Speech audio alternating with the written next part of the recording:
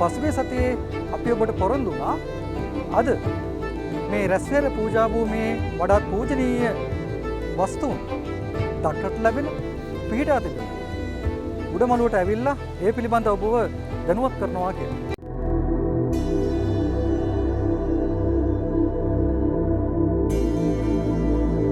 රැස්වෙර පුරාවිද්‍යා ක්ෂේත්‍රයේ මේ පූජා භූමියේ ඉදිකර තිබෙන ප්‍රතිමා ගෘහ දෙක අතරින් පළමු වෙන්නේ ප්‍රවේශ දොරටුව අසලයි මම මේ රැඳී.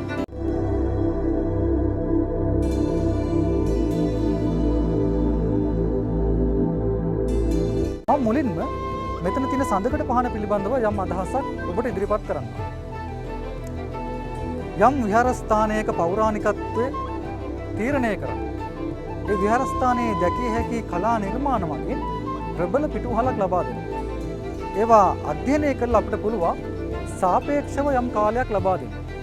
මේ විහාරස්ථානයේ දක්න ලැබෙන බොහෝ කලා නිර්මාණ ක්‍රිස්තු වර්ෂ 8-9 සියවස් වලට අයිති වෙනවා.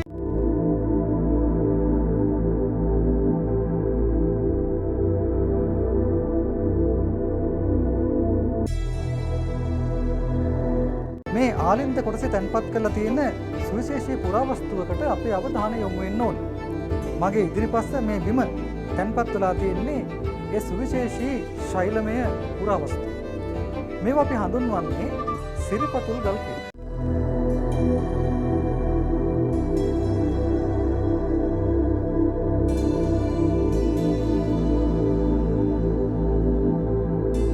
අයබෝල් අපි පිළිබඳ කතා කරන අපි පිළිබඳ හොයා බලන අපේ හෝරාව උරුම යාත්‍රා.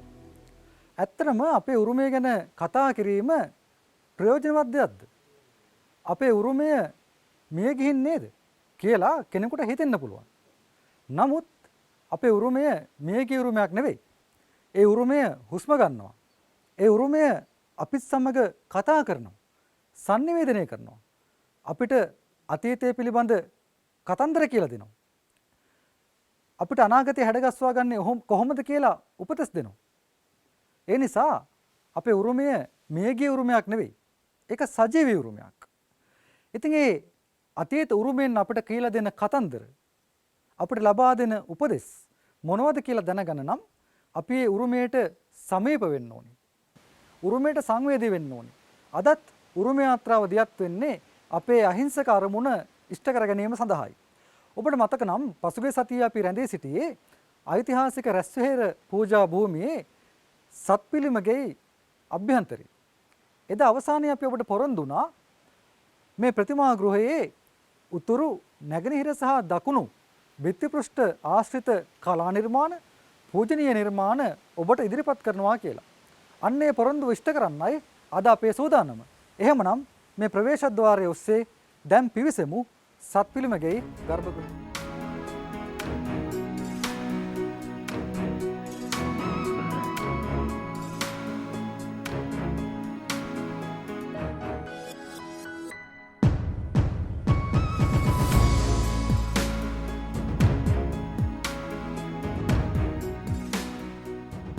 සත්පිළිමගේ උතුරු බිත්තිය සමීපයේ මම මේ රැඳී සිටින්නේ.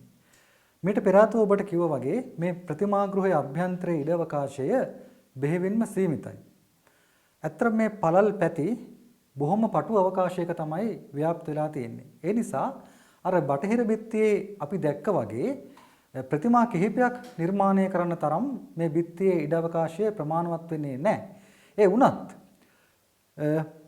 මේ උතුරු බිත්තියේ මගේ වම් අන්තෙන් හිටි බුද්ධ ප්‍රතිමාවකුත් ඊට ආසන්නයේම විෂ්ණු දේව ප්‍රතිමාවකුත් නිර්මාණය කරන්න ඒ ශිල්පීන් කටයුතු කරලා තියෙනවා. හිටි ප්‍රතිමාව පිළිබඳ අපිට විශේෂයෙන් සඳහන් කළ යුතු යමක් නැහැ. මීට පෙර ආතුව අපි විග්‍රහ කරපු මහානුවර සම්ප්‍රදායේ බුද්ධ ප්‍රතිමා ලක්ෂණ අනුකරණය කරමින් ඒ සම්ප්‍රදායට අනුගතව නිර්මාණය කරපු හිටි බුද්ධ ප්‍රතිමා වහන්සේ නමක්. නමුත් එයින් පසුව තියෙන මේ විෂ්ණු ප්‍රතිමාව පිළිබඳ අපි යමක් කිව යුතුයි. විහාරයක් අභ්‍යන්තරයේ Hindu දේව ප්‍රතිමා නිර්මාණය කිරීමේ සම්ප්‍රදාය යටත් පිරිසෙන් ගම්පල යුගයේ සිටවත් ආරම්භ වුණා කියලා කියන්න සාධක තියෙනවා. දැන් අපි උදාහරණයක් විදිහට ගඩලාදිනි රජමහා විහාරය සලකා බැලුවොත් ඒ ගඩලාදිනී විහාරයේ පර්වත ලිපියෙම සඳහන් කරලා තියෙනවා. විහාරගයට ආරක්ෂාවකුත් උවමනවයි සිතා දෙව් රජකයෙකුත් කර වූ බව. එතන දෙව් රජකය කියලා අදහස් කළේ විෂ්ණු දේවාලයක් කියන එකයි අදහස. අද උනත් ගඩලාදිනී විහාරයට යන බැතිමතෙකුට ඒ බුද්ධ ප්‍රතිමා මන්දිරයටම සම්බන්ධ කරලා ඉදි කරලා තියෙන දේවාල ගෘහය දකින්න පුළුවන්. නමුත් මේ ස්ථානයේදී ප්‍රතිමා ගෘහයට සම්බන්ධ කරලා වෙනම දේවාලයක් හදනවා වෙනුවට විෂ්ණු දේව ප්‍රතිමාව මේ උතුරු බිත්තියේ දකුණු දිශාව බලා වැඩ ඉන්න ආකාරයෙන් නිර්මාණය කරලා තියෙනවා.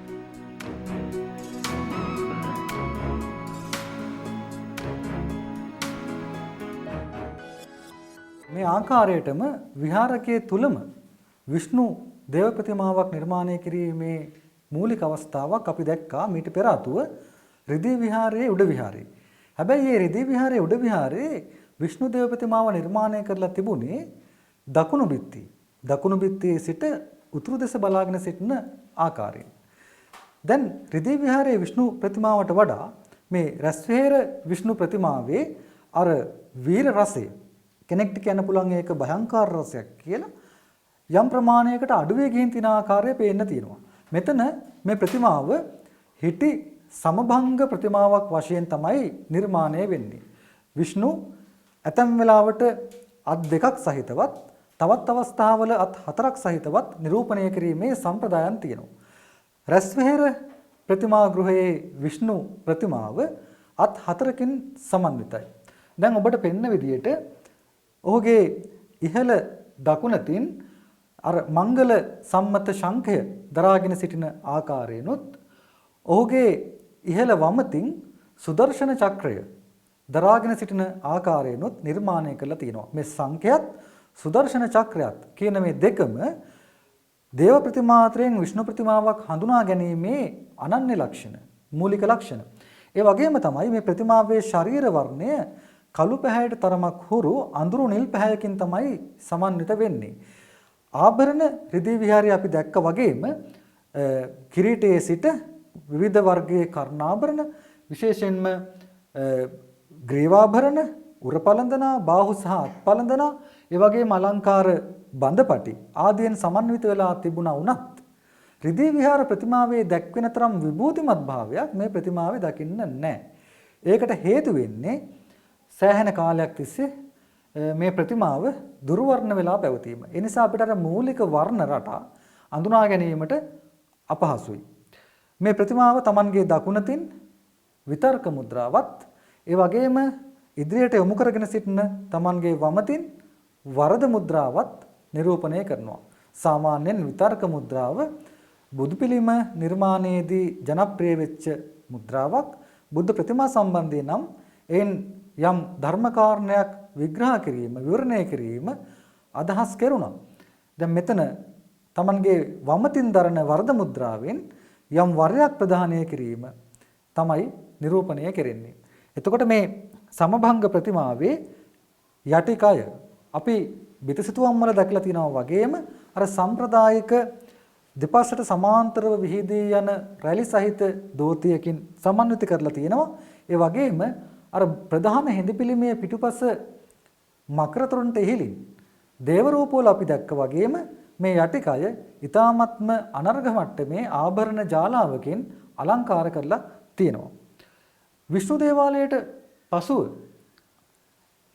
ඔබට පෙනෙනවා ඇති උතුරු බිත්තියේ මැදයට වන්නට දොරටුවක්, උපදොරටුවක් නිර්මාණය කරලා තියෙන ආකාරය. සාමාන්‍යයෙන් ප්‍රතිමා ගෘහවල ප්‍රධාන දොරටුවට අමතරව උපදොරටු නිර්මාණය කිරීමේ සම්ප්‍රදායක් තියෙනවා. ඒකට හේතු වෙන්නේ මේ අභ්‍යන්තරයට එන බැතිමතා ප්‍රතිමා ගෘහයේ වන්දනාමාන කරලා ඔහුට පිටවී යාමට කරන ආධාරයක් වශයෙන්. හැබැයි මෙතන මේ දොරටුව තවත් දේවාලයක් සඳහා යොමුවක් වශයෙන් භාවිතා කරන බවක් තමයි පෙනෙන්නේ. ඒ පත්තිනි දේවාලයක් වශයෙන්. ප්‍රාදේශීය වශයෙන් විවිධ දේව විශ්වාස ව්‍යාප්ත වෙලා තියෙන බව අපි දන්නවා. මේට කලින් අපි හිටපු රිදී විහාරේ ආශ්‍රිතව අපි දැක්කා කුමාර බණ්ඩාර ඇදහිල්ල ක්‍රියාත්මක වෙන ආකාරය. ඒ වගේම මේ ප්‍රදේශයේ පත්තිනි ඇදහිීම ප්‍රකටව තියෙනවා. ඒ නිසා විහාරයේ පත්තිනි දේවාලයක් දකින්න ලැබීම අස්වාභාවික දෙයක් නෙවෙයි. එයින් පසුව උතුරු බිත්තියේ යම් නැම්මක් දකින්න පුළුවන්. ඒ නැම්මට ආසන්න පෘෂ්ඨය කලා විචාරකීන්ට විශේෂයෙන් අපේ පාරම්පරික සැරසිලි මෝස්තර පිළිබඳ අධ්‍යයනය කරන කෙනෙකුට නම් ඊටාම අනර්ඝ නිදසුන් සහිත තලයක්. දැන් මේ තලය සමන්විත වෙන්නේ අර පත්තිනි දේවාලයට ප්‍රවේශ වීම සඳහා තියෙන දොරටුවේ දෙපස අලංකාර රටාවක් වශයෙන් නිර්මාණය කරලා තියෙන තොරණක ආකාරයේ දැක්වෙන සැරසිලි මෝස්තරයට පරිබාහිරව හංස රූප රටාවලින් මේ ප්‍රධාන මෝස්තරය හංස පදක්කමක්.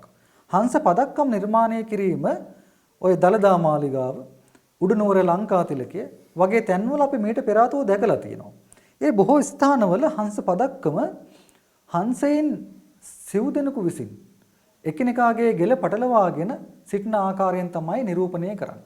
අනෙක් කාරණේ තැන්වල තිබිච්ච හංස පදක්කම් විශේෂයෙන් දල්දා මාලිගාව වගේ තැන්වල තිබිච්ච හංස පදක්කම් බොහොම විචිත්‍ර වර්ණ වලින් යුක්තයි. වර්ණ ප්‍රභේද වලින් යුක්තයි. නමුත් මේ රැස්වෙහෙරේදී කහ වර්ණයට වැඩි ප්‍රමුඛතාවක් ලැබෙන බවක් පේනවා. මේ හංස පදක්කම හොඳින් බලපු කෙනෙකුට උනත් තේරෙනවා හංසෙන් නිරූපිත අවකාශය සීමා කරන කවය ඒ වගේම හංසයන්ගේ ශරීර අභ්‍යන්තරය සරසලා තියෙන්නේ දීප්තිමත් කහ වර්ණයකින්. ඔවුන්ගේ විස්තරාත්මක ලක්ෂණ විශේෂයෙන් බාහිර රේඛා ආදිය පෙන්වීම සඳහා තද දුඹුරු පැහැති රේඛාවක් භාවිතා කරලා තියෙනවා. අනෙක් වැදගත් කාරණය තමයි මේ පසුතලය. මේ කවය ඇතුලේ තියෙන පසුතලය හුදෙක් සුදු පැහැයෙන් පමණක් ඉතිරි කිරීම. අර මහනුවරයේදී අපි දකිනවා වගේ පසුතලය අලංකාර කිරීමට යොදන නැත්නම් පසුතලය සම්පූර්ණ කිරීමට යොදන තද රතු පැහැය අපි මෙහිදී දකින්නේ නැහැ.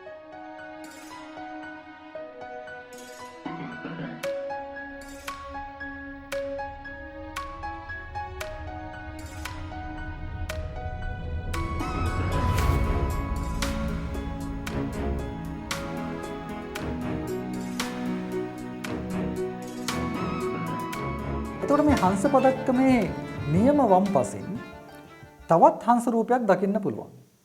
ඒකත් කලා විචාරකයන්ගේ දැඩි අවධානයට ගෞරවයට පාත්‍ර වෙච්ච රූප සටහනක්.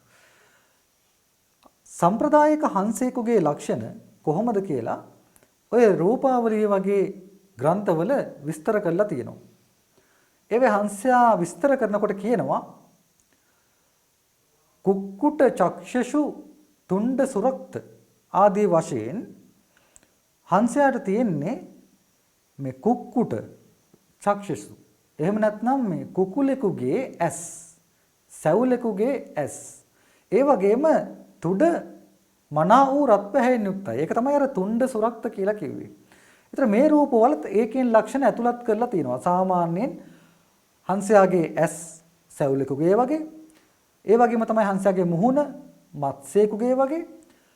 ඔහුගේ අවසන් කොටස අර විචිත්‍ර පත්‍ර වලින් අලංකාර කරලා තියෙන කොටස ඒ තරම් දිගු කොටසක් නොවන බවත් ඒ රූප ලක්ෂණ වල සඳහන් කරලා තියෙනවා. දැන් මෙතනදී මේ හංසයා Tamanගේ වම් පායෙන් සිටගෙන Tamanගේ දකුණු පාය ඉදිරියට යොමු කරගෙන සිටින ආකාරයෙන් තමයි නිරූපණය කරලා තියෙන්නේ. රූපවලිය කියන්නේ හංසයාගේ පාද හරියට සුනකයෙක්ගේ වගේ කියලා. ඒ නිසා මේ රූපවලත් අපිට පුළුවන් ඊටාම තියුණු නිය සහිත අර සුනක පාද වලට සමාන පාද දැක ගන්න. ඒ හංසයාට ඉහළින් පසුතලය සුදු පැහැයෙන්ම ශේෂ කර තිබීම වැදගත් ලක්ෂණයක්. නමුත් මේ විහාර ගෘහය තුල වෙනත් සිතුවම් තලවල මේ ලක්ෂණය අපිට දකින්න නැහැ. එතකොට ඒ සුදු තලයේ හිස්තන් පිරවීම සඳහා නොයෙකුත් මල් මෝස්තර, නෙළුම් මල් මෝස්තර, ඒ වගේම සපු මල් කැකුළු භාවිතා කරලා තියෙනවා. ඊට අමතරව වැටකේ මල්. ඒතර මේවා රැස්සෙහෙරට විතරක් නෙවෙයි පොදුවේ ගත්තම උඩරට සම්ප්‍රදායට අයිති පොදු ලක්ෂණ. පසුතලයේ අලංකාර කිරීම සඳහා සපු, වැටකේ, කඩුපුල්, කතිරි මල්, ඒ වගේම විවිධ වර්ගයේ නෙළුම් මල් මෝස්තර ඇතුළත් කිරීම. ඔබ හොඳින් බැලුවොත් මේ හංස පදක්කමට දකුණු පැත්තේ තිබෙන ත්‍රිකෝණාකාර අවකාශයේ තවත් හංස රූපයක් දකින්න පුළුවන්. ඇත්තට මේ හංස රූපයත් අර පෙර සඳහන් කරපු හංස රූපවල තියෙන හංසයාට පොදු ලක්ෂණ වලින්ම යුක්තයි. බොහෝ දුරට ඒවට සමානයි. මෙතන තියෙන වැදගත්කම තමයි අර එතන ස්වභාවිකවම නිර්මාණලා තියෙන ත්‍රිකෝණාකාර අවකාශයට ගැලපෙන විදිහට හංසයාව සම්පීඩනය කිරීම. විශේෂයෙන් හංසයාගේ පසුභාගයේ ත්‍රිකෝණාකාර කොටස පිරවෙන විදිහට සම්පීඩනය කිරීම. ඉතින් ඒ නිසා මේ සිතුවම් තලය එක පැත්තකින් ලාංකේය සැරසිලි මෝස්තර පිළිබඳ වැදගත්කමක් දරනවා වගේම අනිත් පැත්තෙන් මහනුවරගේ අපිට ඊටාම දුලබව දකින්න ලැබෙන සුදු තලයකින් සුදු පසුබිමකින් යුක්තව පැවතීම නිසාත් වැදගත් වෙනවා. මේ හංස රූප වලට ආසන්නයේම තියෙන නැම්මේ හංස පූට්ටුවක් චිත්‍රණය කළ තියෙන ආකාරයක් දකින්න පුළුවන්. බොහෝ දුරට මේ හංස රූප අර ජාතක කතා ආදී සිතුවම් කරපු ශිල්පීන්ගෙන් පරිබාහිර ගුරුකුලයකට අයිති වෙන්නත් ඉඩක් තියෙනවා. ඒක නිසා වෙන්න පුළුවන් ඕන් වෙනම අනන්‍යතාවක් පෙන්වුම් කරන්නේ මේ රූප චිත්‍රණය කිරීමේදී සහ රූප වර්ණ ගැන්වීමේදී. ද හංස පූට්ටුවත් සම්ප්‍රදායික සිංහල සැරසිලි මෝස්තර අතර දකින්න තියෙන බොහොම අනර්ග නිර්මාණයක්. සාමාන්‍යයෙන් නම් හංස පූට්ටුව භාවිතා කරන්නේ ඍජු කෝණාස්ත්‍රාකාර අවකාශයක් සැරසීම සඳහා. නැත්නම් පිරවීම සඳහා. ඒතර මේ බිත්ති තලයත් සැලකිය යුතු මට්ටමකින් ඍජු කෝණාස්ත්‍රාකාර ස්වරූපයක් දරනවා. නමුත් මෙතන තියෙන මේ හංස පූට්ටුව වෙනත් තැන්වල දක්නා ලැබෙන හංස පූට්ටු වලට වඩා බොහොම නිර්මාණශීලී. ඇයි මම එහෙම කියන්නේ? ඔබ මේ හංසෙන්ගේ පහත කොටස් දිහා අවධානය යොමු කළොත් පෙනේවි ඔවුන් ඉන්නේ විලක නැත්නම් පොකුණක.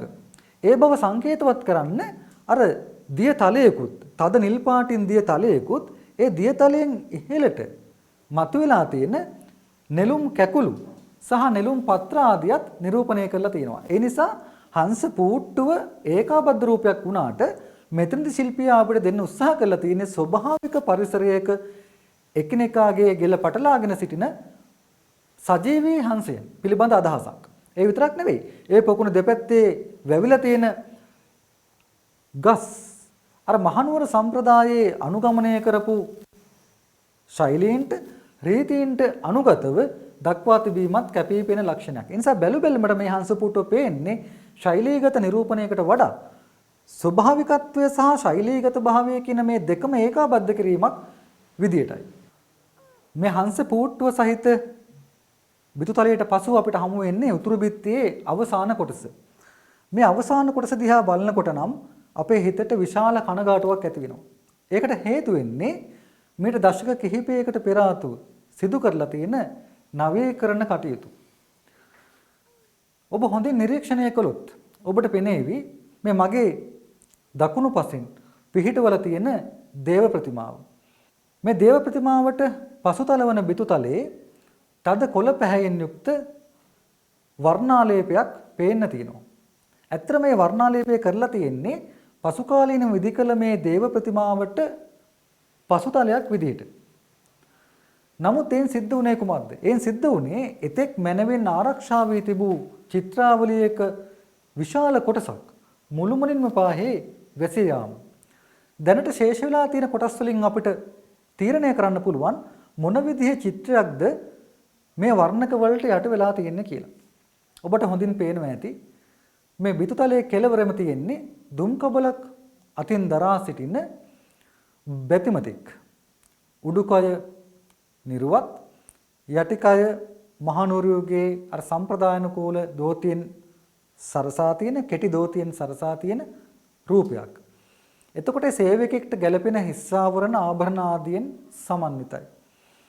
ඔහු දෙවියන්ට පුද පූජා පැවැත්වීම සඳහා අතින් දුම්කබලක් ගෙන සිටිනවා. ඒ කුමන දෙවි කෙනෙක්ද? ඒක තේරුම් ගන්න නම් ඒ දුම්කබල සමග ශේෂ වී තිබෙන ඒ අදාළ දෙවියාගේ වාහනයේ කොටසක් වෙත අපේ අවධානය යොමු කරන්න ඕනේ. මෙතන තියෙන්නේ නාගයෙකු තුඩින් දරා සිටින මොණරෙකුගේ හිසක්. අපි හොඳටම දන්නවා නාගයෙකු තුඩින් දරා සිටින මොණර හිස ස්කන්ධ එහෙම නැත්නම් කතරගම දේව රූප සම්බන්ධයෙන් යෙදෙන බව. ඒ නිසා ඊට පහසුවෙන් අපිට තීරණය කරන්න පුළුවන් මෙතන තිබුණේ මොණරෙක් මත නැග හිඳ සිටින ස්කන්ධ නැත්නම් කතරගම දේව රූපයක් කියලා. අද වුණත් මේ වර්ණක තුලින් ඒ ස්කන්ධ රූපේ නැත්නම් කතරගම දේව රූපේ ඡායාව අපිට දැක ගන්න හැකියාව තියෙනවා.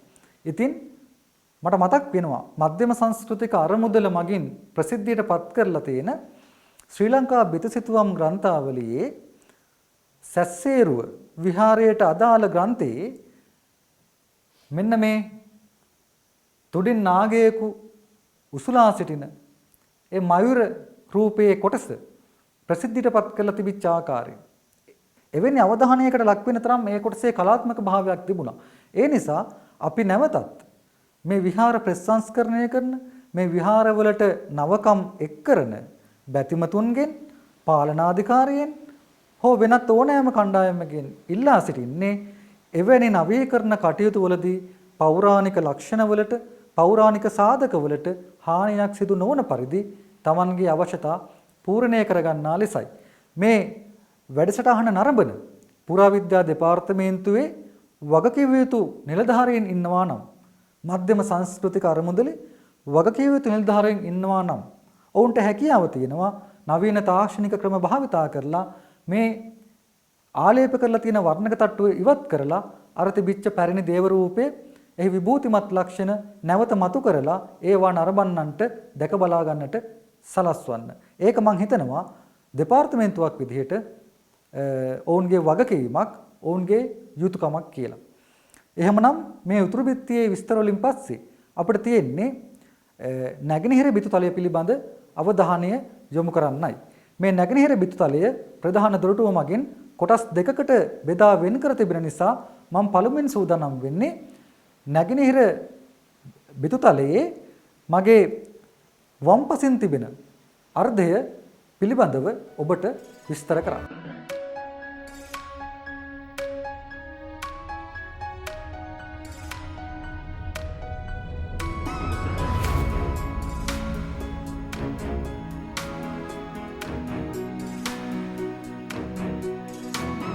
මහනුවරගේ විහාර අතර එක් ජාතක කතාවක් හෝ නිර්මාණය කරලා නැති විහාරයක් හොයාගන්න හරිම අමාරුයි. දැන් අපි මේ රැඳී ඉන්න සත්පිළිමගෙයි නැගෙනහිර බිත්ති තීරුවේ අපිට ජාතක කතා 3ක් චිත්‍රණය කරලා තියෙන ආකාරය දැක ගන්න පුළුවන්. එයින් පළවෙනි ජාතකය මේ බිත්තියේ උතුරු වර්ගයේ තමයි දකින්න තියෙන්නේ. ඒක හඳුන්වන්නේ ස්වර්ණ කරකටක ජාතකය කියලා. අපේ ජාතක පොතේ තිබෙන ජාතක කතා අතුරින් තෝරාගත් ජාතක කතා කිහිපයක් චිත්‍රණය කිරීම මහනුවරයේදී ජනප්‍රිය වුණා. නමුත් මේ ස්වර්ණ කරකටක ජාතකයේ දකින්න තියෙන එකම විහාරස්ථානයේ විදිහටයි රැස්වෙහෙර නැත්නම් සැස්සේරුව සැලකෙන්නේ. ඉතින් මේ චිත්‍ර රසවින්දනය කිරීම සඳහා ඒ ජාතක කතාව දැනගෙන සිටීම අත්‍යවශ්‍යයි. ඒ නිසා අපේ සූදානම පළමුව ඔබට ඒ ජාතක කතාව පිළිබඳව සිහිපත් කරන්න. ස්වර්ණ කරකටක කියන වචනේ තේරුම රන් කකුලුවා කියන එකයි. ඒ නිසා ස්වර්ණ කරකටක ජාතකය කියලා කියන්නේ රන් කකුළු ජාතකය. හෙවත් රත්රන් කකුලුවාගේ ජාතක කතාව කියන එක. මේ ජාතකය බුදුන් වහන්සේ වේළුවනාරාමයේ වැඩ ඉන්නකොට දේශනා කළේ ආනන්ද ස්වාමීන් වහන්සේගේ ප්‍රාණ පරිත්‍යාගය අරබය. අර නාලාගිරි හස්තියා බුදුන් වහන්සේ අභිමුවට දිවගෙන එනකොට බුදුන් වහන්සේට පළමුව මාමරාපීයයි තුන්වතාවක් ආනන්ද තෙරුන් වහන්සේ බුදුන් වහන්සේගේ ඉදිරියට වැඩම කරපු බව අපේ සාහිත්‍යයේ කියවෙනවා. ඒ තුන් අවස්ථාවේදීම භාග්‍යතුන් වහන්සේ විසින් ආනන්ද හිමියන්ව වළක්වාලනු ලැබුවා. නාලාගිරි දමනයෙන් පසුව භික්ෂුන් වහන්සේලා අතර සාකච්ඡාවක් ඇති වෙනවා ආනන්ද තෙරුන් වහන්සේගේ මේ ප්‍රාණ පරිත්‍යාගය පිළිබඳව. ඒ අවස්ථාවේදී භාග්‍යතුන් වහන්සේ දේශනා කරනවා මහණෙනි මේ භවයේ පමණක් නොවේ මීට පෙර ආතෝ භවයන්හිදී පවා මේ ආනන්ද භික්ෂුව මා වෙනුවෙන් ප්‍රාණ පරිත්‍යාගයෙන් උපකාර කරලා තියෙනවා කියලා. ඉතින් ඒ සිද්ධිය මුල් කරගෙන තමයි මේ ස්වර්ණ කරකටක ජාතකය උන්වහන්සේ දේශනා කරන්නේ. මේ ජාතක කතාවට අනුව අපේ බෝසතාණන් වහන්සේ එක්තරා භවයක බමුණු කුලයක උපත ලබනවා. ඔහු කෙත් කුඹුරු ආදිය කරමින් තමයි Tamanගේ ජීවිකාව ගෙන යන්නේ. එතකොට ඒ කෙතෙහි තිබිච්ච දියපොකුණකින් මෝදවීම ආදිය සිද්ධ කරන්න ගිහින් ඒ දියවලේ වාසය කරපු රන් කකුලෙක් සමග මිත්‍ර සන්තවයක් ආරම්භ වෙනවා. ඉතින් මේ බමුණු තරුණයා මේ කකුලුවාට බොහොම ආදරෙයි. ඔහු මේ කකුලුවාව වතුර වලින් ගොඩ ගන්නවා, තුරුළු කර ගන්නවා, Tamanගේ නිවසට රැගෙන යනවා, ආපසු ගෙනත් දියවලට දානවා. මේ විදිහට සෑහෙන කාලයක් මේ ආශ්‍රය පැවතුණා. මේ දියවල සමීපයේම ගසක කවුඩෙක් සහ කැවිඩියක් වාසය කළා. ඒ කැවිඩියට අර බමුණු තරුණයාගේ ඇස් අනුභව කිරීම සඳහා දොලක් උපන්නා. ඉතින් කාන්තාවකට දොලක් උපන්නාම ඒක සංසිඳවන්න ඕනේ. සතෙක් වුණත් කාන්තාවක්නේ. එතකොට කොහොමත් මේ දොල සංසිඳවන්න වෙනවා. අර කවුඩා ජීවත්ව ඉන්න තරුණයෙක්ගේ ඇස් මම ගෙනත් දෙන්නේ කොහොමද කියලා ශෝක වේ ඉන්නකොට මේ දොල සංසිඳුවේ බරපතල අවස්ථාව නිසාම ඔහු ඒ සමීපයේ තුඹසක වාසය කළ නාගයෙක්ගෙන් උපකාර ලබා ගන්නවා. ඒ අනුව කවුඩා සහ නාගයාගේ කුමන්ත්‍රණයක ප්‍රතිඵලයක් වශයෙන් එක් දිනක් දියවල වෙත යන බමුණාට නාගයා දෂ්ට කරනවා. බමුණා සෙහිමුර්ජා වෙනවා. මේ අවස්ථාවේදී මේ රන් කකුලුවා දැනගන්නවා කවුඩා සහ නාගයාගේ කුමන්ත්‍රණයකින් තමයි Tamanගේ මිත්‍රයාට මේ විපත සිද්ධ වුනේ කියලා. ඔහු වහා ඇවිත් Tamanගේ එක් අඬුවකින් නාගයාවත් අනෙක් අඬුවෙන් කවුඩාවත් සිර කර අල්ල ගන්නවා. කකුලුවාගේ ග්‍රහණයෙන් මිදීම සඳහා මොවුන් බැගෑපත් වෙනවා. ඒ අවස්ථාවේදී කකුලුවා තර්ජනය කරනවා Tamanගේ මිත්‍රයාට නැවත සිහිය ගත්තොත් මිසක් මුදා හරින්නේ නැහැ කියලා. නමුත් මේ කවුඩාත් නාගයාත් උපක්‍රමශීලීව මිදී යාම සඳහා ඒ කාර්යය ඉටු කර දෙන බවට පොරොන්දු වෙනවා. නමුත් ප්‍රඥාවන්ත කකුලුවා නාගයාව පමණක් මදක් ලිහිල් කරනවා. විෂ ඉරීමෙන් අනතුරුව බමුණාට නැවත සිහිය එනවා. පොරොන්දුව ඉෂ්ට කිරීමේ අවශ්‍යතාව තිබුණා වුණත් කකුලුවා කල්පනා කරනවා මේ වගේ අසත්පුරුෂයන් නිදහස් කළොත් කවදා හෝ දවසක නැවතත් මාගේ මිතුරාට විපතක් කරන්න පුළුවන්. ඒ නිසා මෙවැනි අසත්පුරුෂයන් නිදහස් නොකළ යුතුයි කියලා හිතලා Tamanගේ අඬුව වඩා තද කරලා නාගයාගේ පෙන ගොබයත් ඒ වගේම කවුඩාගේ ගෙලත් කඳින් වෙන් වී යන විදිහට කපා වෙන් කරනවා. මේන් අනතුරුව Tamanගේ ජීවිතය බේරා ගැනීම පිළිබඳ කෘතඥ වුණු බමුණා අර රන් කකුලුවාව නැවත වතාවක් දියවලට මුදා හරිනවා.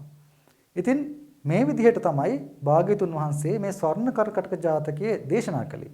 ඒ ජාතක කතාවට අනුව කැවිඩිය වෙලා ඉපදුනේ චිංචි මානවිකාව. කවුඩා වෙලා ඉපදුනේ දේවදත්ත ස්ත්‍රියන් කියලායි සඳහන් කරලා තියෙන්නේ.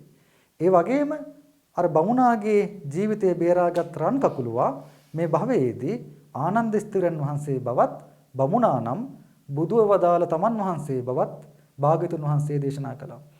මෙන්න මේ ජාතක කතාව ස්වර්ණ කර්කටක ජාතකයයි මේ රැස්වෙහෙර ප්‍රතිමා ගෘහයේ නැගෙනහිර බිත්තියේ උතුරු වර්ගයේ මේ සිතුවම් තීර 3ක් පුරා ඇඳ තිබෙනවා.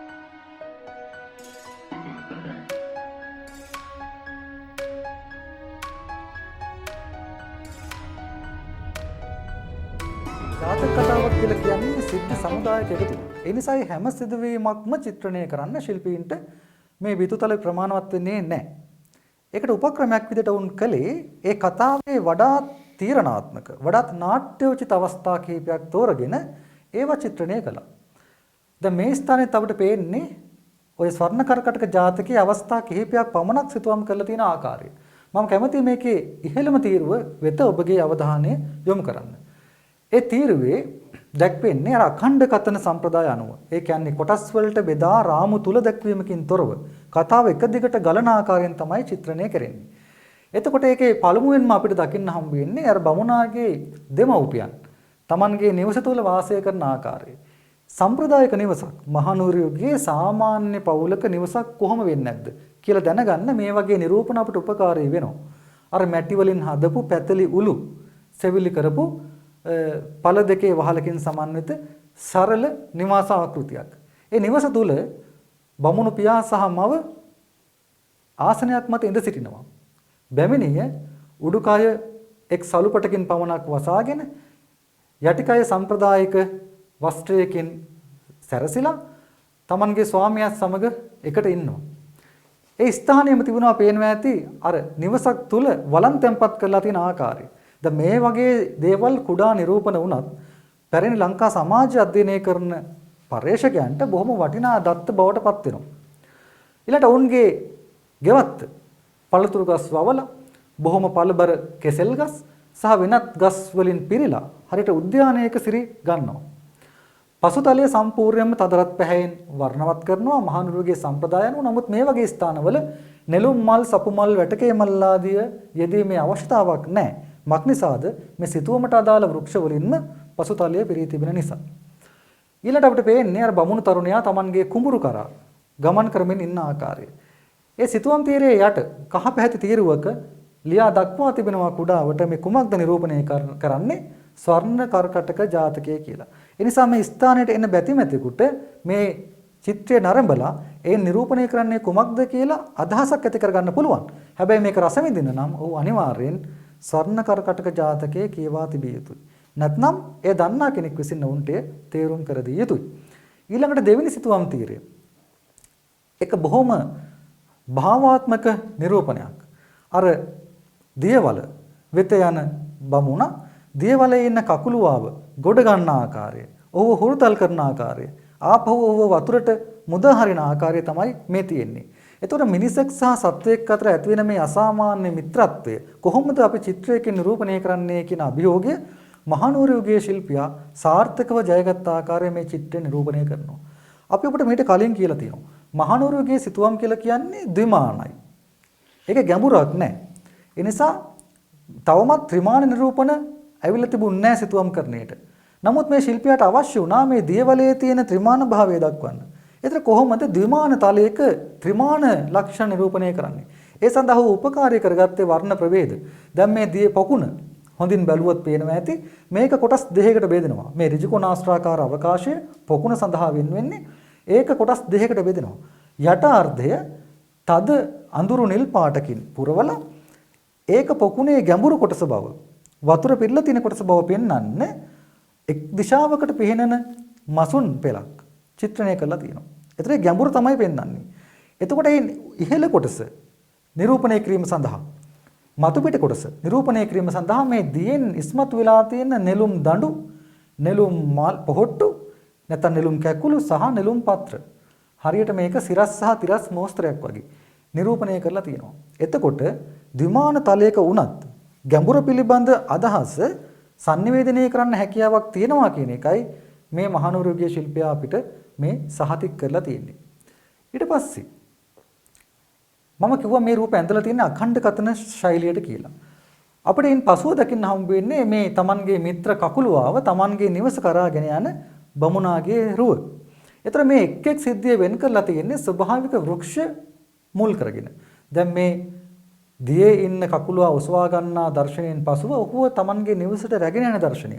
ඒ දෙක වෙන් කරන්න තල් ගසක් භාවිතා කරලා තියෙනවා. අද වුණත් රැස් විහෙරට එන නරඹන්නන්ට බැතිබඳුන්ට මේ රැස් විහෙර පරිශ්‍රය පුරා විහිදලා තියෙන තල් ගස් දකින්න පුළුවන්. අපි මේ ඉන්නේ වයඹ පළාතේ.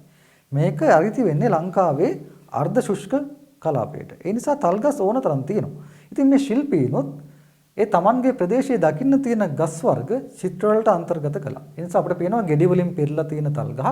ඒ තල් ගහ මුදුන හොඳින් බැලුවොත් පෙයි කවුඩා සහ කැවිඩියේ වාසය කරන ආකාරය. ඔවුන් මේ තවුසාගේ ක්‍රියාකාරකම් දෛනික කටයුතු හොඳින් අධීක්ෂණය කරමින් ඉන්නවා. ඊට පසුව පහතින්ම තිබෙන තීරුවේ නිරූපණය කරලා තියෙන්නේ මේ කතාවේ උච්චතම අවස්ථාව. ඒ කියන්නේ අර කකුලුවා විසින් Tamanගේ ග්‍රහණයේ සිටිය නාගයාව සහ කවුඩාව ඝාතනය කිරීම. අවාසනාවකට මේ සිතුවම් තලය සෑහෙන දුරකට මැකිලා ගිහින් තියෙනවා. ඒකට බලපාන නොයෙක් හේතු තියෙනවා. මේ අපි ඉන්න ප්‍රතිමා ගෘහයේ අභ්‍යන්තරයේ සීමිත ඉදවකාශයක් තියෙන්නේ. මැනවින් හිරුවෙලිය ඇතුළට එන්නේ නැහැ. ඒ වගේම තෙතමනය වාතාශ්‍රයේ තෙත ගතියේ තරමක් අධික බවක් දැනෙනවා. ඒ නිසා මෙවැනි සිතුවම් තල ඉක්මනින් විනාශ වී යන්න පුළුවන්. වර්ණ විනාශ වීමට ලක් වෙන්න පුළුවන්. කොහොම වුණත් හොඳින් නිරීක්ෂණය කරන කෙනෙකුට අපහසුයෙන් වුණත් අඳුර ගන්න පුළුවන් මේ පහත කොටසේ කකුලුවා විසින් නාගයාගේ පෙනගොබය කඳින් වෙන් කර තිබෙන ආකාරය, ලේ ගලන පෙනගොබය බිම පතිත වී තිබෙන ආකාරය, ඒ වගේම Tamanගේ අනෙක් අඬුවෙන් අර කවුඩාව තද කරගෙන සිටින ආකාරය සහ ඒ අසල වැටී සිටින සිහ මුර්ජා වූ බෝධිසත්වයන් වහන්සේ. එන් අනතුරුව අපිට දකින්න පුළුවන් වෙන්නේ අර නාගයා විෂ ඉරීමෙන් පසුව නැවත සිහිය ලැබූ බෝසත්වයන් වහන්සේ තමන්ගේ හිතමිත්‍ර කකුලුවා තමන්ගේ ප්‍රාණය බේරා දුන්නු කකුලුවා ඔසවාගෙන යන ආකාරය. මේ ජාතක කතාව ඉවර වුණේ ඒ කකුලාව නැවත දියවලට මුදා හැරීමෙන්. ඒතර සිතුවම් තීර 3ක් පමණක් භාවිතා කරලා අපිට බැලු බැලමට අවස්ථා 3ක් කියලා පේන විදිහට අර කතාවේ රසවත්ම තැන් ටික නාට්‍යෝචිතම අවස්ථා ටික උපකාරී කරගෙන මහනුවරගේ ශිල්පියා සමත් වුණා සමස්ත කතාව නරඹන්නාගේ සිතේ බැතිමතාගේ සිතේ වන්දනාකරුවාගේ සිතේ චිත්‍රණය කරන්න. මේ එකම සිතුවම් රාමුවකවත් අපි දකින්නේ නැහැ වෙනත් ජාතක කතාවල දක්වලා තියෙනවා වගේ පසුතලය අලංකාර කරන මල් මෝස්තර. වෙනත් විහාරවල නම් මේ එක් එක් ජවනිකාව කුමක්ද කියලා වෙන වෙනම මේ පහත තීරුව තුල ලියා දක්වනවා. නමුත් රැස්වෙහෙරේදී ජාතක කතාවේ නම පමණක් ලියා දක්වලා සිද්ධි ලියා දැක්වීමකින් තොරව චිත්‍රයෙන් මේ බව වටහා ගැනීම සඳහා නරඹන්නාව පොළඹවා තිබෙන බවක් තමයි පේන්න තියෙන්නේ. ඉතින් ඒ නිසා ඔබ හදිසියවත් රැස්වෙහෙරට ආවොත් මේ සත් පිළිමකට ඇතුල් වෙලා ප්‍රතිමා වහන්සේලා වන්දනා කරලා පිටව යනවා වෙනුවට ඔබේ අවධානය මේ බිතුතල මතට යොමු කරලා ඒ වයින් අපිට කියන්න උත්සාහ කළ තියෙන කතාව අවබෝධ කරගන්න. ඒවා රස විඳින්නත් අමතක කරන්න එපා.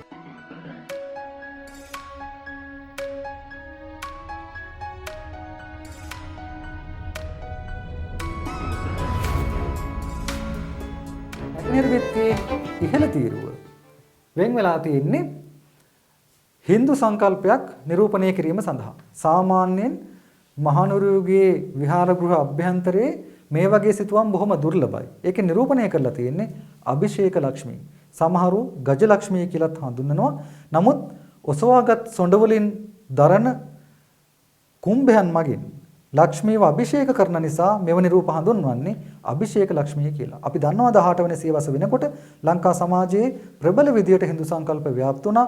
මේ විහාර කරන සඳහා Hindu ශිල්පීන් සම්බන්ධ වුණා. ඒ නිසා ඔවුන් එවැනි Hindu සංකල්ප විහාරකවල ඇතුලේ චිත්‍රණය කළා වෙන්නට පුළුවන්. ඊළඟට අපිට තිබෙන්නේ මේ නැගෙනහිර බිත්තියේම දකුණු වර්ධයේ නිරූපිත ජාතක කතා පිළිබඳව ඔබගේ අවධානය යොමු කරන්න.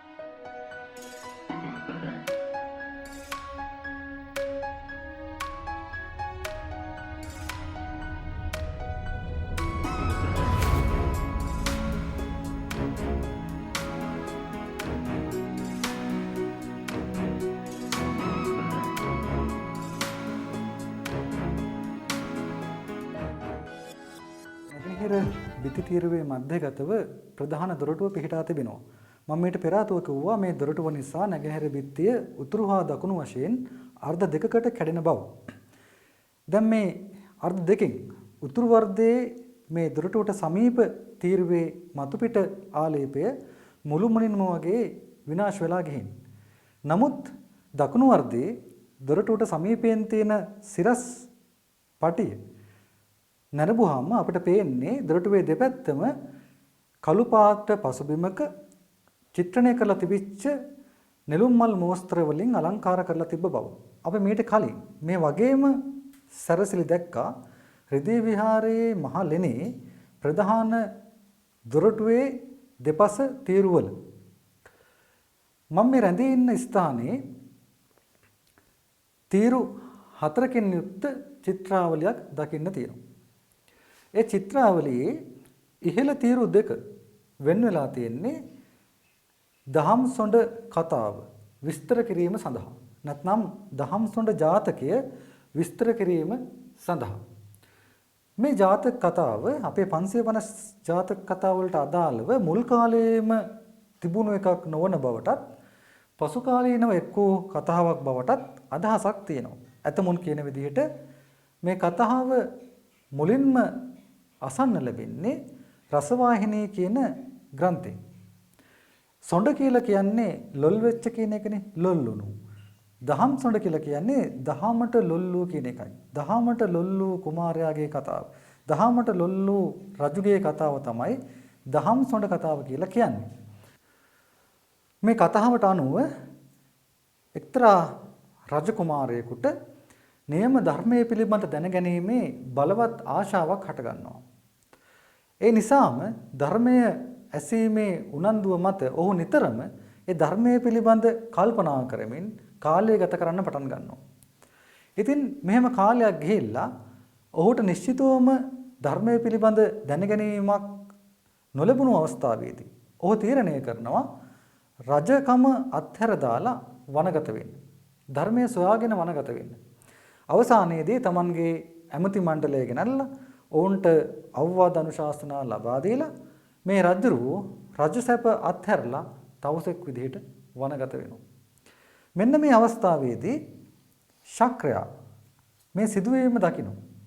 ඔහුට අවශ්‍ය වෙනවා ඇත්තටම මේ කුමාරයා වනගත වුණේ එවැනි යහපත් අරමුණකින්ද කියලා පරීක්ෂා කරලා බලන්න. ඇත්තටම ඔහුට ධර්මයේ දැනගැනීමේ අවශ්‍යතාවක් තියෙනවාද කියලා පරීක්ෂා කරන්න. ඒ නිසා ශක්‍රයා උපක්‍රමයක් යොදනවා. තමන්ගේ බලය පාවිච්චි කරලා ඔහු දරුණු යක්ෂයෙකුගේ වේශයෙන් මේ වනාන්තරගත වෙලා ඉන්න කුමාරයා ඉදිරියට එනවා. ඒ අවස්ථාවේදී කුමාරයා යක්ෂයා දැකලා බියටපත් වෙන්නේ නැහැ. ඔහු යක්ෂයාගෙන් ධර්මයේ පිළිබඳව ਵਿਚාරනවා. යක්ෂයා උත්තර දෙනවා. තමන් ධර්මයේ දන්නා බවත්, හැබැයි ධර්මය කියා දෙන නම් තමන් වෙනුවෙන් බිලි විය යුතු බවත්. අවසානයේ මේ දෙදෙනා අතර ගිවිසුමක් ඇති වෙනවා. නියම ධර්මය අසා ගැනීමේ දැඩි ආශාවකින් පෙළුණු මේ කුමාරයා තීරණය කරනවා. පර්වතයක් මතට නැගලා ඒ පර්වතයේ පාමුල මුව අයාගෙන සිටින යක්ෂයාගේ මුවට පයින්න, බිලි වෙන්න. යක්ෂයා පොරොන්දු වෙනවා එසේ වැටෙන අතරතුරදී අර තමන් දන්නා නියම ධර්මය ප්‍රකාශ කරන බවට. මෙන්න මේ පොරොන්දුව මත ඉහළ පර්වතයේ සිට කුමාරයා පහළ මුව විදා බලා සිටින යක්ෂයාට බෙලවීම සඳහා ගලෙන් පනිනවා. ඒ අවස්ථාවේ ශක්‍රයා මේ කුමාරයාගේ අවංක අදහස ගැන පැහැදිලා තමන්ගේ යක්ෂ ස්වරූපය අත්හැරලා නියම දේව ස්වරූපයට දේව විලාසයට පත් වෙනවා. පත් වෙලා ඒ කුමාරයාවත් වඩාගෙන කුමාරයාවත් අරගෙන දිව්‍ය ලෝකයට යනවා. එහිදී කුමාරයා දෙවිවරුන්ට අනුශාසනා කරනවා. එතනින් තමයි මේ කතාව අවසන් වෙන්නේ. ඉතින් මෙන්න මේ ධර්මයට ලොල් වෙච්ච ධර්මයේ සොඬෙක් බවට පත් වෙච්ච කුමාරයා පිළිබඳ කතාව. දහම් සොඬ ජාතකයයි මේ නැගෙනහිර විත්තේ දකුණු වර්ගයේ ඉහළ තීරු දෙකේ චිත්‍රණය කරලා තියෙන්නේ. අපි මේ සිතුවම් තීරු දෙකේ දක්නට ලැබෙන කලාත්මක ලක්ෂණ කිහිපයක් පිළිබඳව අවධානය යොමු කිරීම වඩාත් උචිතයි.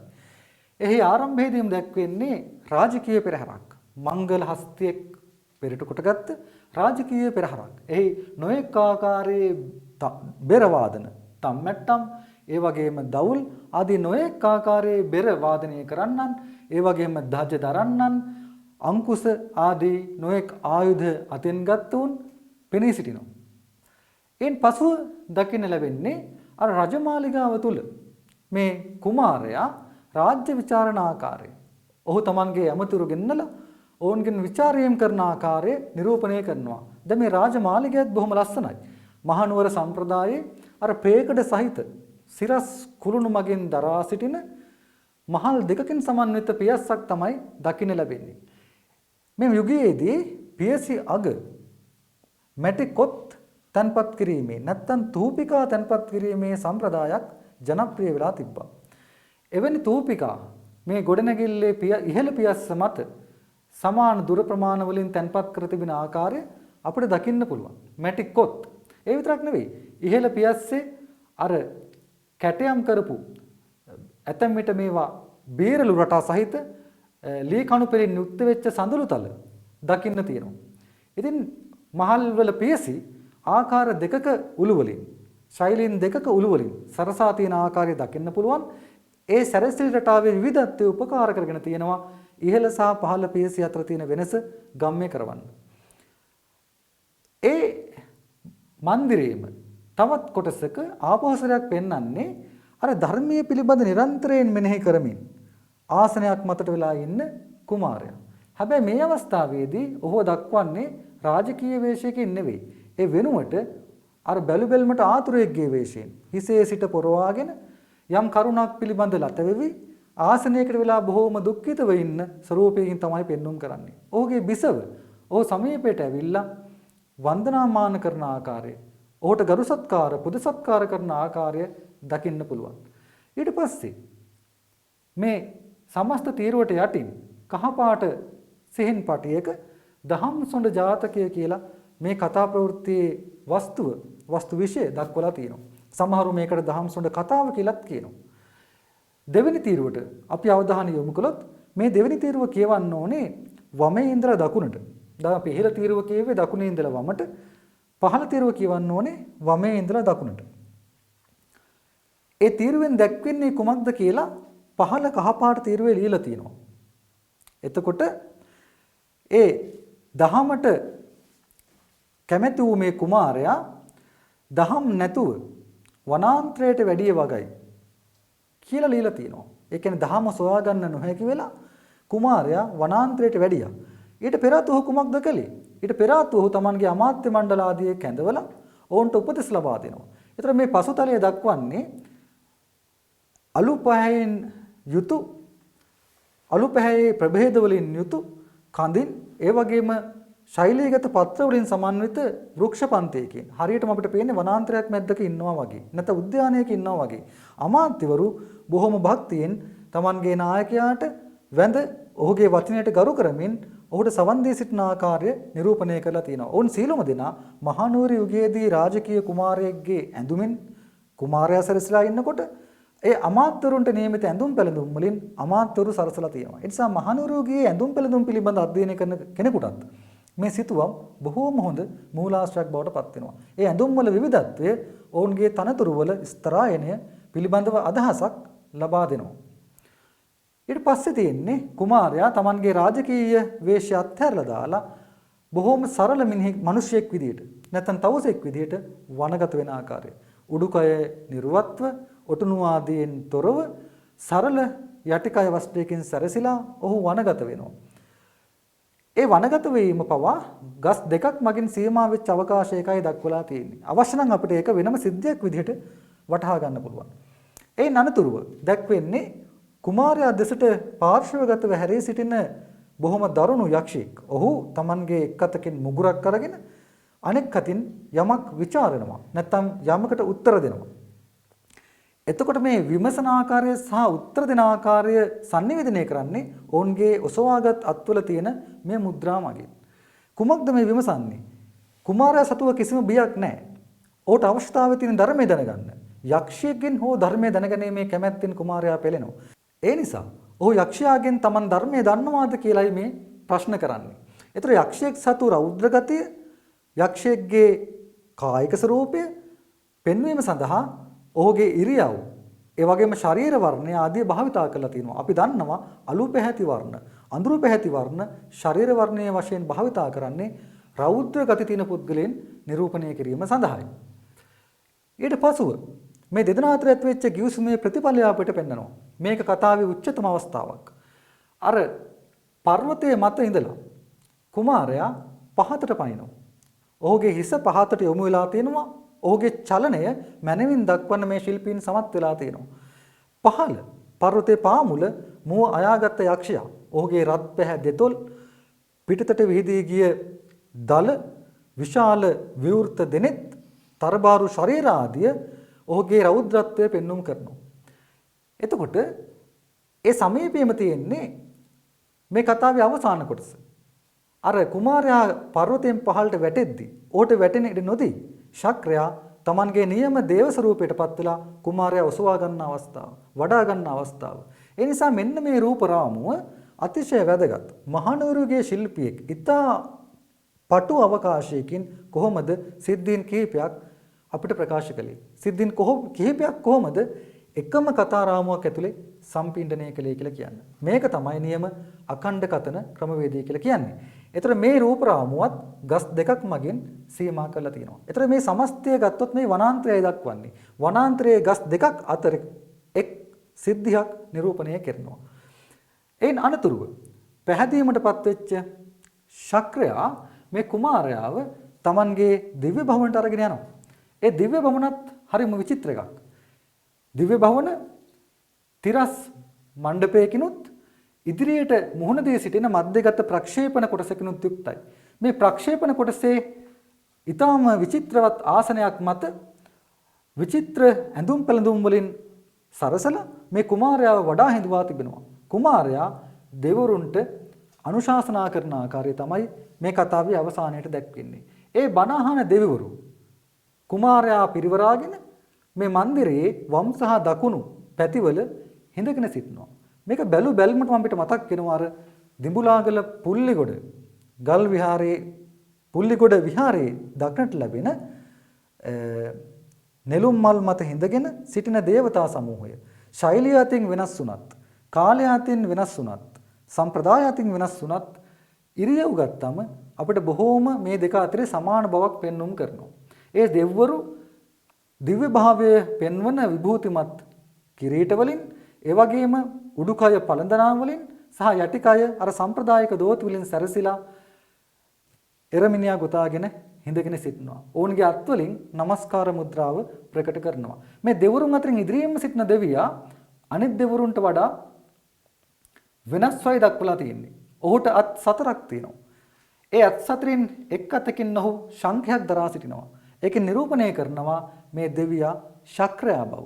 ඒ නිසා කුමාරයාව දිව්‍ය ලෝකයට ගෙනිච්ච ශක්‍රයා තමන්ගේ පරිවාර දෙවරුත් සමග ඉදිරියෙන් ඉඳගෙන කුමාරයාගේ ධර්ම කතාවලට සවන් දෙන ආකාරයයි මේකෙන් දක්වලා තියෙන්නේ. ඉතින් මේ රූපරාමුවෙන් දහම් සොඬ කතාව අවසන් වෙනවා.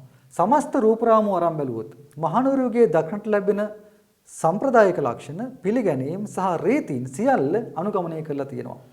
පුද්ගල රූපයක් දක්වන විට වර්ණ ප්‍රභේද මගින් පුද්ගලයාගේ ගතිගුණ වල විවිධත්වය නිරූපණය කිරීම, ඒ වගේම හිස පාර්ශවගතව දැක්වීම, ඇස් විවෘතව දැක්වීම, පාද පාර්ශවගතව දැක්වීම, ශරීරය ඉදිරියට පෙනෙන ආකාරයෙන් දැක්වීම, සියලුම රූප එකම තලයක් මත දැක්වීම, පසුතලයට තද රතු වර්ණය භාවිතා කිරීම, ඒ පසුතලයේ තිබෙන හිස් අවකාශ නෙළුම් මල් ආදී මෝස්ත්‍ර වලින් පිරවීම, ඒ වගේම සිද්ධි වෙන වෙනම රාමු වලට වෙන් කරන්නේ නැතුව එකම කතාවක් විදියට ඉදිරිපත් කිරීම, ඒ කතාවේ වැදගත් සිදුවීම් ස්වභාවික ලක්ෂණ මුල් කරගෙන, විශේෂයෙන් මේ කතාවේ නම් වෘක්ෂ මුල් කරගෙන වෙන් කර දැක්වීම, ඒ වගේම කතාවට අදාළ තේමා හෝ සිද්ධිය පහත තීරුවේ ලියා දැක්වීම, මේ ආදී ලක්ෂණ මේ සිතුවම් රාමු වල අපිට නොඅඩුව දකින්න පුළුවන්.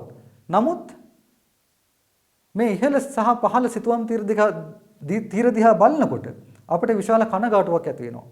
ඒකට හේතුව තමයි කුඹලුන් විසින් මේ බිතු තලවලට සිදු කරලා තියෙන හානිය. හරියට ගිනියවි සිය ගණනකින් එකවර වෙඩි තිබ්බා වගේ මේ බිතු තල තන තන සිදුරු කරලා සම්පූර්ණ චිත්‍රාවලිය විනාශක වෙන තත්වයකට පත් කරලා තියෙනවා. තවමත් මේ සිතුවම් තියෙන්නේ ගලවාගත හැකි මට්ටමක. ඊටා සුළු මදහත් වීමකින් මේ සිතුවම් තලයේ යථා තත්වයට පත් කරන්න හැකියාව තියෙනවා. ඒ නිසා අපි පුරාවිද්‍යා දෙපාර්තමේන්තුවේ සංරක්ෂණ අංශයේ නිලධාරීන්ගෙන් බොහෝම බැගෑපත්ව ඉල්ලා සිටිනවා. වහාම මැදහත් වෙලා මේ රැස් වෙහෙරේ තියෙන මේ අනර්ග සිතුවම් සමුච්චය ඊටා සුළු මැදහත් වීමකින් සුළු පිරිවැයකින් යථා තත්වයට පත් කරන්න කියලා. එහෙම නොකළොත් අපි අනතුරු අඟවනවා. තවත් වසර 2ක් 3ක් වගේ කාලයක් ඇතුළත මේ සිතුවම් තලය මුළුමනින්ම විනාශ වෙලා ගිහිල්ලා මහනුවර සම්ප්‍රදායේ අතිශය වැදගත් සිතුවම් කිහිපයක්ම විශේෂයෙන් කුරුණෑගල සම්ප්‍රදායේ ආවේනික ලක්ෂණ සහිත වටිනා සිතුවම් කිහිපයක්ම මුළුමනින්ම අපෙන් අතුරුදහන් වීමේ ඉඩකඩ තියෙනවා. ඉන්පසුව අපි අවධානය යොමු කළ යුතු වන්නේ නැගෙනහිර බිත්තියේ දකුණු වර්ගයේ ඉහළ සිට පහළට 3 වන සහ 4 වන සිතුවම් තල වෙත. මේ සිතුවම් තලවල දැක්වෙන්නේ මණිචෝර ජාතක කතාව. ඉතින් මේ සිතුවම් තල තේරුම් ගන්න නම් මණිචෝර ජාතකය අහලා තියෙන්න ඕනේ. ඒ නිසා අපිට සිද්ධ වෙනවා ඔබට මණිචෝර ජාතකය පිළිබඳව කියලා දෙන්න. ඒකට අදට අපිට ලැබිලා තියෙන කාල සීමාව ප්‍රමාණවත් වෙන්නේ නැහැ. ලබන සතියේ මණිචෝර ජාතකයෙන් ඔබව නැවත හමු වෙන පොරොන්දුව පිට අදට ඔබගෙන් සමුගෙන යන්න සිද්ධ වෙනවා. එහෙනම් තවත් සතියකින් හමු වන බලාපොරොත්තුව මත අදට උරුම යාත්‍රාවෙන් බැස යන්න අපිට අවසරයි. එතෙක් ඔබ සැමට තෙරුවන් සරණයි.